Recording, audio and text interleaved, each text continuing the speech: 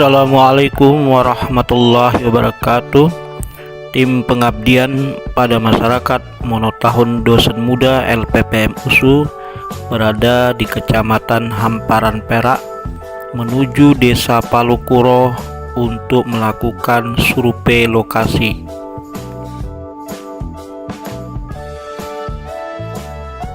Tim pengabdian masyarakat telah sampai di kantor Desa Palukuro, di mana jarak Desa Palukuro lebih kurang 64 km dari Kota Medan dengan waktu perjalanan lebih kurang 2 jam, di mana Desa Palukuro dipimpin Pak Slamet sebagai Kepala Desa Palukuro.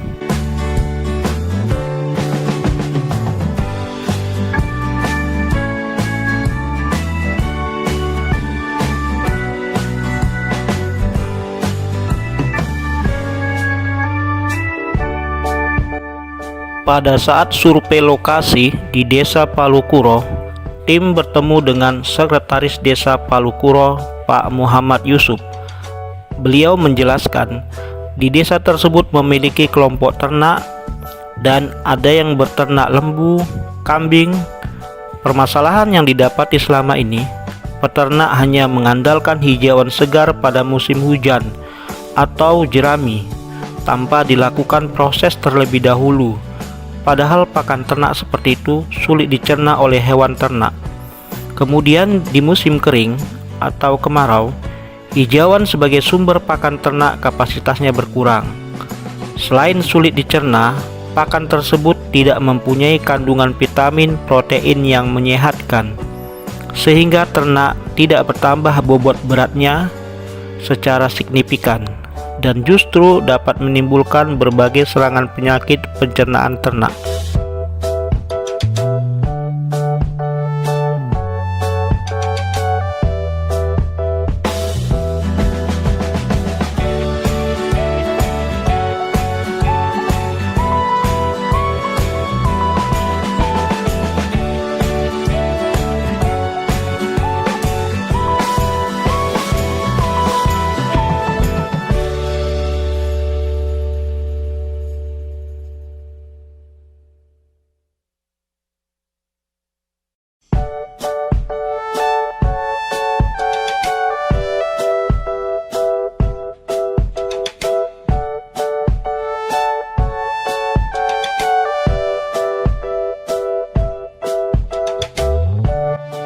Pada pengabdian masyarakat Monotahun Dosen Muda LPPM USU di Desa Palukuro, Kecamatan Hamparan Perak, Kabupaten Deli Serdang ini, tim mengajak peternak melalui kelompok peternakan Bhinneka Sejahtera bagaimana cara mendapatkan pakan ternak yang cukup nutrisi, yakni pemanfaatan indigo pera dan sorghum. Indigo pera tergolong sebagai tanaman yang dapat menghasilkan hijauan pakan dengan kualitas tinggi, kandungan nutrisi yang cukup baik, terutama kandungan protein yang tinggi, yakni 27,9%. Dari sumber lain, tanaman indigo pera ini memiliki kandungan protein yang tinggi, yaitu 28-32%, serat baik 38-51%. Iptek atau teknologi yang tim pengabdian perkenalkan untuk memudahkan penyiraman tanaman indigo pera menggunakan sistem penyiraman otomatis dengan menggunakan sprinkle. Teknologi ini membantu peternak dalam efisiensi waktu dan tenaga untuk penyiraman tanaman indigo pera.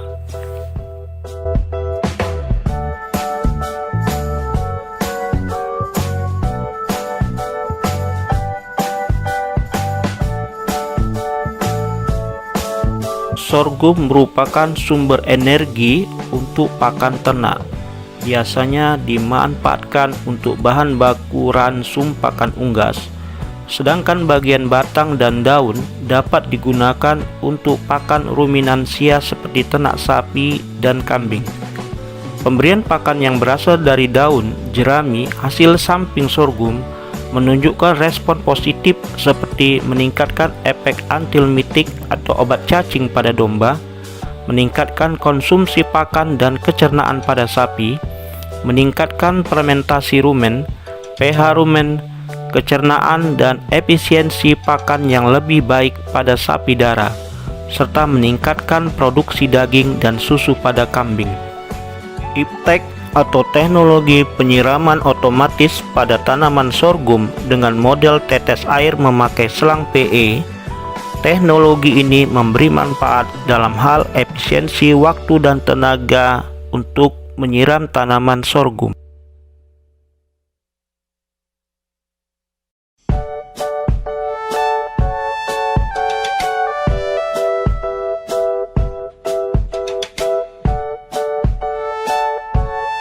Protokol kesehatan pada saat pengabdian masyarakat di Desa Palukuro tetap dijalankan dengan menyediakan hand sanitizer dan masker. Masyarakat antusias menggunakan hand sanitizer dan masker pada saat sosialisasi.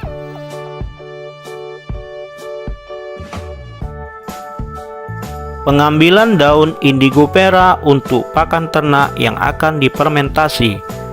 Proses pembuatan pakan ternak dengan cara fermentasi, di mana bahan-bahan yang diperlukan adalah daun indigo pera sebanyak 10 kg, sorghum, daun dan batangnya seberat 10 kg, dedak 15 kg, ampas tahu 10 kg, rumput odot 5 kg, keseluruhan bahan pakan ternak itu sejumlah 50 kg, ditambah probiotik E4 dan tetes tebu.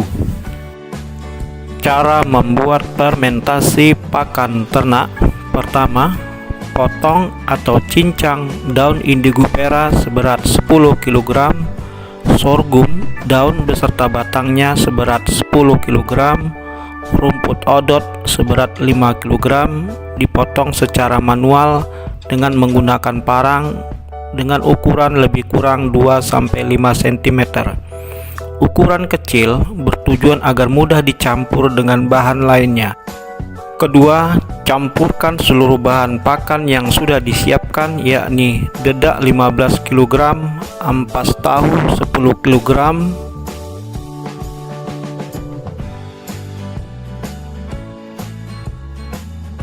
dalam pembuatan pakan ternak dengan cara fermentasi.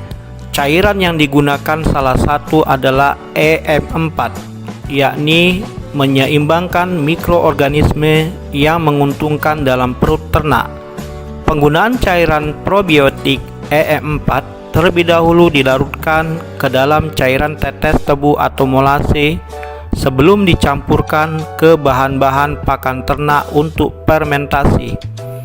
Cairan lainnya adalah tetes tebu atau molase, bisa dimanfaatkan sebagai pakan ternak yang diberikan dengan dicampur dengan air dengan perbandingan 1:10. Melalui proses teknologi fermentasi, berbagai macam pakan sumber serat ternak dan pembuatan silase. Keuntungan utama molase atau tetes tebu sebagai bahan pakan ternak yaitu kadar karbohidratnya cukup tinggi, bisa mencapai 48-60% sebagai gula, dan kadar mineral. Tetes tebu atau molase juga berfungsi sebagai pengawet silase dan sebagai sumber energi bagi bakteri fermentasi. Tetes tebu mempunyai protein kasar sekitar 3,1% dan mempunyai energi yang besar yaitu 70,1%. Oleh karena penggunaan tetes tebu atau molase tidak digunakan sebagai pakan tersendiri, tetapi harus dicampur dengan bahan pakan yang lainnya yang mengandung protein tinggi, semisal tanaman indigo pera. Hal yang penting juga, tetes tebu atau molase juga mempunyai berbagai macam mineral yang penting untuk menjaga kondisi kesehatan ternak. Contohnya adanya kobal, boron, iodium, mangan, dan seng. Jika kita memberikan tetes tebu atau molase dengan jumlah yang terlalu banyak, ternak kita bisa mengalami mencret atau diare. Hal ini dikarenakan tetes tebu mengandung zat kalium yang tinggi. Proses pembuatan pakan ternak dengan cara fermentasi dengan narasumber Bapak Ahmad Sadli, Sarjana Peternakan MSc dari Departemen Peternakan Fakultas Pertanian USU, di mana beliau menyarankan bahan starter yakni campuran molase atau tetes tebu, air, dan EEM4 dibuat 24 jam sebelum pembuatan fermentasi pakan ternak, di mana beliau tampak menyiramkan starter tadi pada cacahan indigofera, sorghum, dedak, ampas tahu secara merata. Campuran yang merata akan membuat proses fermentasi menjadi sempurna. Menurut beliau, digunakan terpal untuk media mencampurkannya yang dinilai lebih mudah. Bahan-bahan pakan tersebut sudah mencampur dengan rata, maka harus dipastikan tidak ada bahan pakan yang masih menggumpal dan larutan probiotik tercampur dengan sempurna agar proses fermentasi EM4 tambah molase lebih optimal.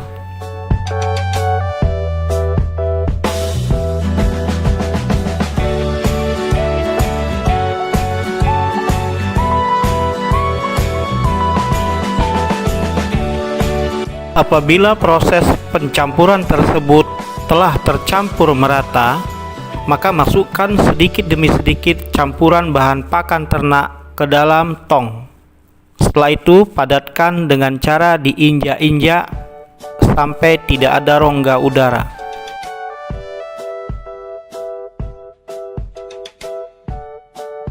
Setelah cukup padat, tutuplah bagian atas dari drum atau tong dengan rapat agar tidak masuk udara dalam drum atau tong, dan kencangkan juga dengan klem yang tersedia.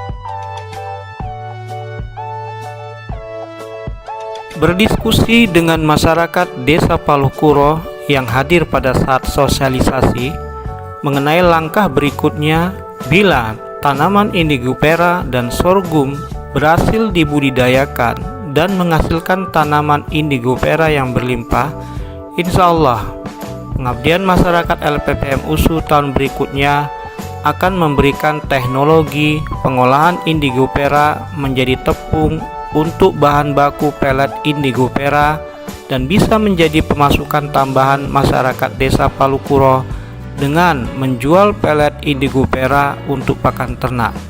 Serentak yang hadir mengucapkan amin. Penyerahan secara simbolis tanaman indigofera dan sorghum kepada Ketua Kelompok Peternakan Bhinneka Sejahtera Desa Palukuro Bapak Muhammad Ridwan. Foto tim pengabdian masyarakat LPPM USU bersama aparat pemerintahan desa yang diwakili Kepala Dusun 9 Desa Palukuro Kecamatan Hamparan Perak Bapak Nasrun Damanik, didampingi kelompok peternakan Bhinneka Sejahtera dan kelompok tani bakti Pancasila beserta masyarakat yang mengikuti sosialisasi. Ciri-ciri fermentasi pakan ternak yang berhasil. Pertama, berbau wangi seperti bau tape. Kedua, terjadi perubahan warna. Ketiga, terjadi peningkatan suhu. Keempat, pakan akan lebih lapuk atau empuk. Terakhir, hasil fermentasi pakan ternak indigofera dan sorghum siap diberikan kepada ternak.